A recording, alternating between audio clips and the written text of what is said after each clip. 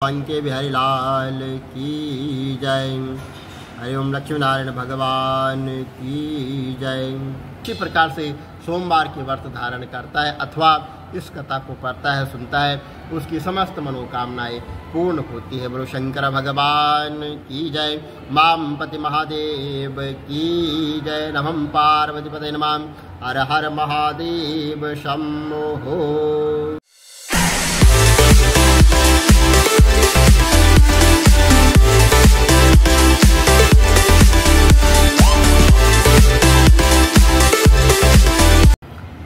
वंदे देवोमां पतेशुर्गुरं वंदे जगत्कारणं वंदे पन्नकभूषणं मृगद्रहं वंदे पशूनां पतिं वंदे शूरशशाङ्कवन्दिनयनं वंदे मुकुन्दं प्रियां वंदे भक्तजनार्तश्रियं वंदे शिवं शङ्करं। करचरणकीर्तव्यहं कायजं करवजं वहाय सर्वनैरजं महामानसं व्याप्रादहं वीतहं वीतं वह सर्वेक्तं चमस्वः। जय जय करुणाबंधे श्री महादेव शंभो। बोलो शंकर भगवान की जय। माम पति महादेव की जय। सोमवार व्रत कथा। एक नगर में बहुत धनवान साहूकार रहता था, जिसके घर में धन की कोई कमी नहीं थी, परंतु उसको एक बड़ा दुख था कि उसका कोई पुत्र नहीं था, उसकी कोई संतान नहीं थी। वह इसी चिंता में दिन रात दुखी रहता था और वह पुत्र की कामना के लिए प्रत्येक सोमवार को भगवान शंकर का व्रत और उनका पूजन किया करता था तथा सायंकाल को शिव मंदिर में जाकर भगवान शंकर के सामने दीपक जलाया करता था। उसके इस भक्ति भाव को देखकर एक समय श्री माता पार्वती जी ने भगवान शंकर से कहा कि हे महाराज, यह सब आपका अनन्य भक्त है और सदैव आपका व्रत और पूजन बड़ी श्रद्धा भाव से करता है, इसकी मनोकामना हमें पूर्ण करनी चाहिए। तो भगवान शंकर ने कहा कि हे पार्वती, यह संसार कर्म क्षेत्र है। किसान खेत में जैसा बीज बोता है वैसा ही फल काटता है, उसी तरह इस संसार में जैसा कर्म करते हैं वैसे ही फल भोगते हैं। पार्वती जी ने अत्यंत आग्रह से कहा कि महाराज, जब यह आपका अनन्य भक्त है और इसको यदि किसी प्रकार का दुख है तो अवश्य दूर करना चाहिए, क्योंकि आप सदैव अपने भक्तों पर दयालु रहते हैं और उनके दुखों को दूर करते हैं। यदि आप ऐसा नहीं करोगे तो मनुष्य आपकी सेवा तथा व्रत क्यों करेंगे। माता पार्वती के ऐसे आग्रह देख भगवान शंकर जी कहने लगे कि हे पार्वती, इसके कोई पुत्र नहीं है, इसी चिंता में यह अति दुखी रहता है। इसके भाग्य में पुत्र न होने पर भी मैं इसको पुत्र प्राप्ति का वर देता हूँ, परंतु वह पुत्र केवल 12 वर्ष तक जीवित रहेगा, इसके पश्चात वह मृत्यु को प्राप्त हो जाएगा। इससे अधिक मैं कुछ और इसके लिए नहीं कर सकता हूँ। यह सब बातें साहूकार भी सुन रहा था। इससे उसको न कुछ प्रसन्नता हुई और न कुछ दुख हुआ। वह पहले जैसे भगवान शंकर का पूजन व्रत किया करता था वैसा ही करता रहा और कुछ काल व्यतीत हो जाने पर साहूकार की स्त्री जो है गर्भवती हो गई और उसने 10वें महीने में एक सुंदर बालक को जन्म दिया। साहूकार के घर में जो है बड़ी प्रसन्नता हुई, बड़ी खुशी मनाई गई, परंतु साहूकार को केवल 12 वर्ष की आयु जानकर उसको न अधिक प्रसन्नता हुई और न अधिक जो है उसको खुशी हुई। यह जानकर जो है जब वह बालक 11 वर्ष का हो गया तो उसकी बालक की माता ने उसके पिता से उसके विवाह आदि के लिए कहा। तो वह साहूकार कहने लगा कि अभी मैं इसका विवाह नहीं करूँगा, अपने पुत्र को काशी जी पढ़ने के लिए भेजूँगा। फिर साहूकार ने अपने साले अर्थात बालक के मामा को बुलाकर उसको बहुत सा धन देकर और प्रसन्नता के साथ कहा कि इस बालक को काशी जी पढ़ने के लिए ले जाओ और रास्ते में जितने भी जिस स्थान पर भी रुको, जहाँ मंदिर दिखे वहाँ पर यज्ञ तथा ब्राह्मणों को दान दो, भोजन कराओ। वहाँ पर जो उनको ब्राह्मणों को भोजन कराते जाना। वह दोनों मामा भांजे यज्ञ करते और ब्राह्मणों को भोजन कराते जा रहे थे। रास्ते में उनको एक शहर पड़ा, उस शहर में राजा की कन्या का विवाह हो रहा था। और राजा की कन्या का विवाह हो रहा था। दूसरे राज्य से जो है तो लड़का वहाँ पर आया था विवाह करने के लिए। तो बारात लेकर जो आया था वो एक आंख से काना था। तो उसके पिता को इस बात की बड़ी चिंता थी कि यदि इस बात का पता जो है अगर कन्या वालों को लग गया, उनके माता पिता को लग गया, तो वो जो है इस पर बड़ा दुख प्रकट करेंगे और क्या पता करते हैं कि नहीं करते हैं। इस बात की चिंता उसको जो है काफ़ी सताती रही। जब इस कारण वहाँ थी, उसने सुंदर सेठ के लड़के को देखा तो मन में विचार किया कि क्यों ना इसी लड़के से दरवाजे पर काम चलाया जाए। और ऐसा विचार कर हुए वर के पिता ने उस लड़के और मामा से बात की तो वे राजी हो गए। लड़के को वर के कपड़े पहना तथा घोड़ी पर चढ़ाकर और दरवाजे पर ले गए। सब कार्य प्रसन्नतापूर्वक हो गया। वर के पिता ने सोचा कि यदि विवाह का कार्य भी इसी लड़के से करा लिया जाए तो इसमें क्या बुराई है। ऐसा विचार कर लड़के ने उसके मामा से कहा, यदि आप फेरों और कन्यादान के काम में भी हमारा सहयोग करें तो आपकी बड़ी कृपा होगी। मैं इसके बदले आपको बहुत राशि, बहुत संपन्न और कार्य होगा और बहुत धन दूंगा। ऐसा हो गया और उन्होंने प्रसन्नता से लड़की के साथ विवाह भी हो गया। अब जिस समय जो है लड़का जाने लग गया तो उसने राजकुमारी ने लड़की की चुन्नी पर लिख दिया कि मैं तो काशी जी पढ़ने जा रहा हूँ और जिसके साथ तुम्हें भेजेंगे वहाँ एक आंख से काना है और मैं काशी पढ़ने जा रहा हूँ। तो लड़के के जाने के पश्चात उसने अपनी चुंदड़ी पर ऐसा लिखा पाया तो उसने राजकुमार के साथ जाने से मना कर दिया और कहा कि यहाँ मेरा पति नहीं है, मेरा विवाह इसके साथ नहीं हुआ, वह तो काशी जी पढ़ने गया। इस प्रकार राजकुमारी के माता पिता ने अपनी कन्या को विदा नहीं किया और बारात वापस चली गई। उधर सेठ का लड़का और उसका मामा काशी जी पहुँच गए। वहाँ जाकर उन्होंने यज्ञ करना आरंभ कर दिया। लड़के ने पढ़ना शुरू कर दिया। जब लड़के की आयु 12 साल की हो गई तो उस दिन वहाँ पर यज्ञ रचा हुआ था और लड़के ने अपने मामा से कहा कि मामा जी आज मेरी तबीयत कुछ ठीक नहीं है। मामा ने कहा अंदर जाकर सो जाओ। लड़का अंदर जाकर सो गया और थोड़ी देर में उसके प्राण निकल गए। जब उसके मामा ने आकर देखा तो वहाँ मूर्छित पड़ा हुआ था, वहाँ मृत पड़ा हुआ था और उसको बड़ा दुख हुआ और उसने सोचा कि अगर मैं अभी से यहाँ पर रोना पीटना मचा दूंगा तो यज्ञ का कार्य जो है अधूरा रह जाएगा। अतः उसने जल्दी से यज्ञ का कार्य समाप्त कर दिया और ब्राह्मणों के जाने के बाद रोना पीटना आरंभ कर दिया। संयोगवश उसी समय जो है भगवान शंकर माता पार्वती वहाँ से जा रहे थे और जब उन्होंने जोर जोर से रोने की आवाज़ सुनी तो माता पार्वती जी भगवान शंकर के पास जाकर उन्होंने वहाँ पर देखा तो वह लड़का मृत पड़ा हुआ था। माता पार्वती जी कहने लगे, महाराज या तो उसी सेठ का लड़का है जो आपके वरदान से हुआ था। भगवान शंकर कहने लगा, हे पार्वती इसकी आयु इतनी थी, वह या भोग चुका है। तब माता पार्वती ने कहा कि महाराज इस बालक को और आयु दो, नहीं तो इसके माता पिता तड़प तड़प के मर जाएंगे। पार्वती माता के ऐसे बार बार आग्रह करने पर भगवान शंकर ने उसको जीवन वरदान दे दिया और भगवान शंकर की कृपा से वह लड़का जीवित हो गया। तो भगवान शंकर और माता पार्वती कैलाश पर्वत को चले गए।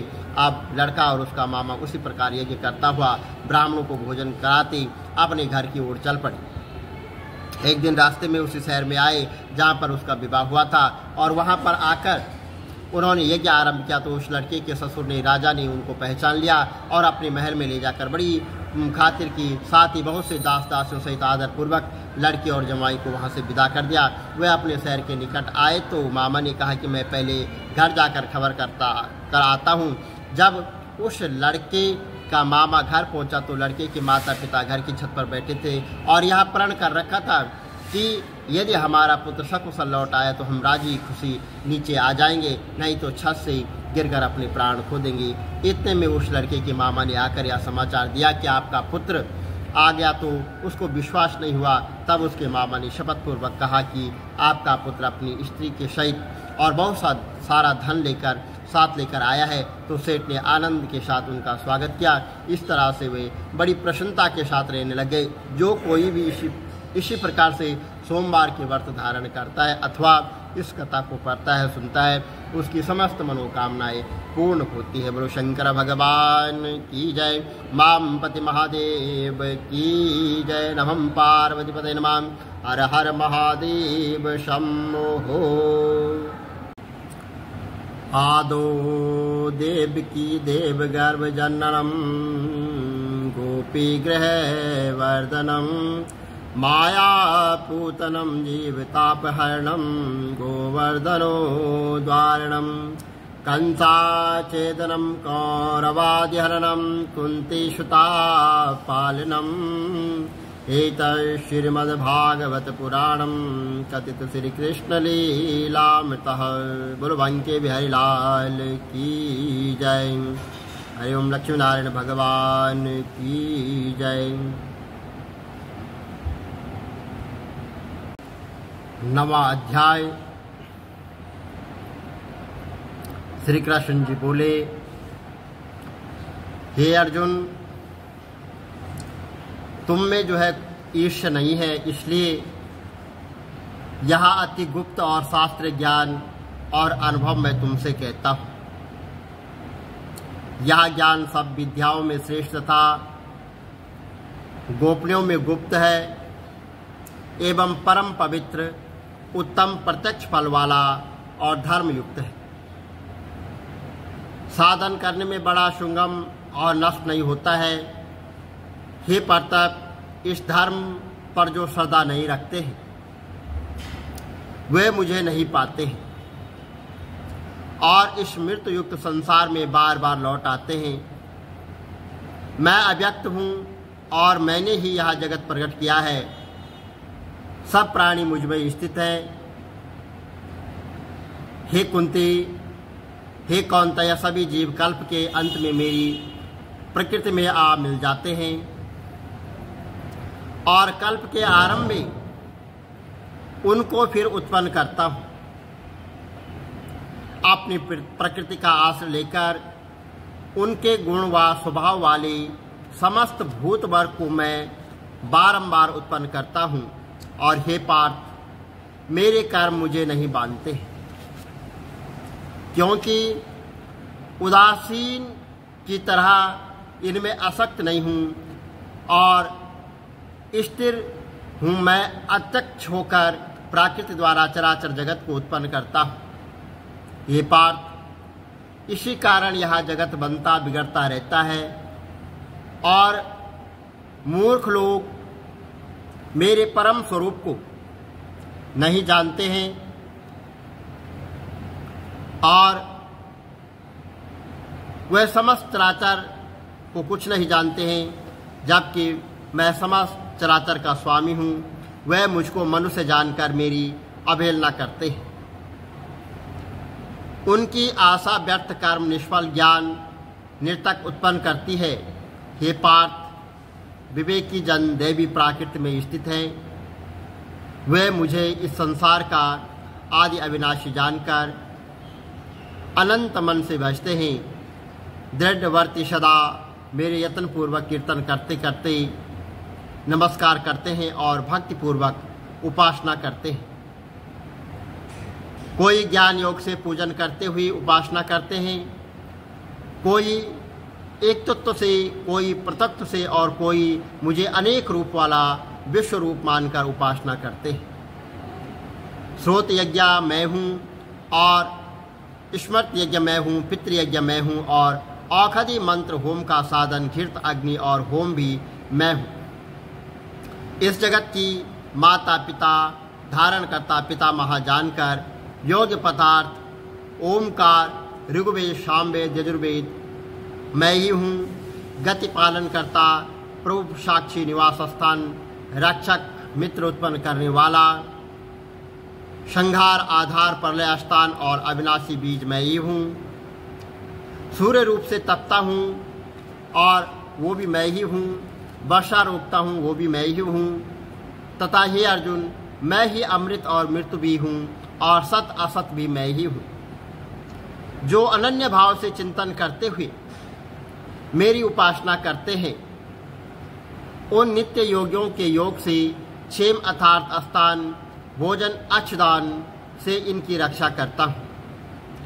हे कौन्तेय, जो दूसरे देवताओं के भक्त हैं और जो श्रद्धा से उन्हें पूजते हैं, वे मेरा ही पूजन करते हैं, परंतु यह पूजन विधि पूर्वक नहीं है। सब यज्ञों का भोक्ता और स्वामी मैं ही हूँ। जो मेरे इस व्रत को नहीं जानता है वे आवागमन से नहीं छूटते हैं। देवताओं को पूजने वाले देवलोक को प्राप्त होते हैं, पितरों के पूजक पितरलोक को पाते हैं, यज्ञादियों के पुजारी यज्ञलोक को जाते हैं और मेरा पूजन करने वाले मुझे प्राप्त होते हैं। भक्त से पत्र पुष्प फल या जल जो भी मुझको अर्पण करता है उस शुद्ध अनंत कारण वाले प्राणी के भक्ति से दिए हुए पदार्थ को मैं बड़ी प्रसन्नता से ग्रहण करता हूँ।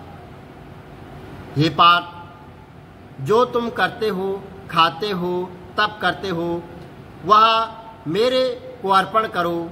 ऐसा करने से कर्म बंधन रूप शुभ अशुभ फलों से विमुक्त हो जाओगे और संन्यास योग से युक्त या मुझको अवश्य पाओगे। मैं समस्त भूत के समान हूँ, न कोई मुझे अप्रिय है और न प्रिय है। जो कोई मुझको भक्ति से भजता है वह मुझ में है और मैं उसमें हूँ। यदि कोई दुराचारी भी हो और अनन्य भाव से मेरा भजन करे उसको मैं साधु ही मानता हूँ, क्योंकि उसने उत्तम मार्ग ग्रहण किया है। वह शीघ्र ही धर्मात्मा होता है और चिर अस्थायी शांति को पाता है। हे अर्जुन, यह निश्चय करके जानो कि मेरा भक्त कभी नाश को प्राप्त नहीं होता है। हे पार्थ, मेरा आश्रय पाकर नीच कुल में उत्पन्न स्त्रियां वैश्य और शूद्र भी उत्तम गति को पाते हैं। जो पुण्यवान भक्ति राजर्षि और ब्राह्मण है उनकी तो बात ही क्या है। अतः इस नाशवान और दुख भरे संसार में जन्म पाकर तुम मेरा ही भजन करो। मुझ में ही मन लगाकर मेरे भक्त बन जाओ, फिर मुझे नमस्कार कर मुझ में ही लौ लगाए रहकर मुझ में ही एक हो जाओ। गुरु विष्णु भगवान की जय। बांके बिहारी लाल की जय। 9वें अध्याय का महात्म्य।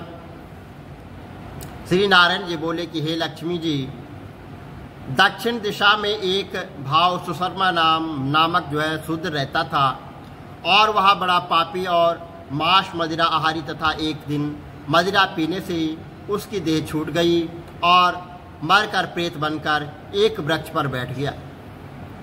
एक ब्राह्मण भी उसी नगर में रहता था। दिन को भिक्षा मांगकर वह अपनी स्त्री को लाकर देता था। स्त्री उसकी कल्हानी और